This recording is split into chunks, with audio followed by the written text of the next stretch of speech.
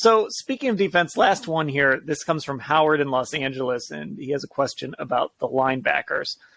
Hey, Mary Kay, confounded by the fact that no one mentions the Browns need linebackers for the upcoming season. In your opinion, do you think they have good linebackers, and what do you think they should do at the position? Well, it's a really good question. Part of it is going to depend on who comes back healthy and when. Okay. So you've got Sione Takitaki, who had a really nice season coming off of a torn ACL. You're going to have to see when he can get back. Then you've got JOK coming off of a mid-foot sprain. You have to see when he's going to be back completely healthy. Then you have Jacob Phillips coming off of an injury, so you have to see how he's doing. You've got Anthony Walker, who's set to be a free agent, coming off a torn quad. So most of the linebackers, as we know, were injured for all or parts of the season last year and are coming off of major surgeries. So I think they're going to have to go out and get a couple of really healthy guys. And I think it's also going to depend on what Jim Schwartz likes or wants in a linebacker. I think that Andrew Berry will work really hard to make sure that they're supplying Jim Schwartz with what he needs for his defense. And they're going to have a different view of things, a different voice in that room than they have had over the past couple of years, advising them on what is needed. So if he wants bigger linebackers, he'll get some bigger linebackers. If he's really happy with what they have in terms of, the speed and the ranginess and that kind of thing, then maybe they'll be okay. But it will depend on those two things. What does Jim Schwartz want, and who's going to be healthy?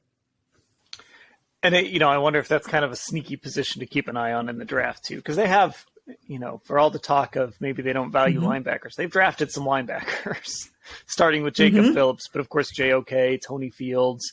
They brought back Anthony Walker after his first year here. Taki, he was playing so well that would have solved a lot of problems. Had he not torn that ACL, you could have felt really good about him coming back. But that's the big question. With a couple guys, it's the talent, but with kind of the key guys, Walker and Taki and JOK, it's just, will they be healthy for the start of the season?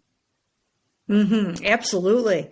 And, that has to be taken into account because, in the case of like an Anthony Walker, you have to decide, that's a tough injury to come back from. They have to decide coming up here fairly soon. As we mentioned, the acquisition season is beginning in less than 1 month. So what do you do with a player like that?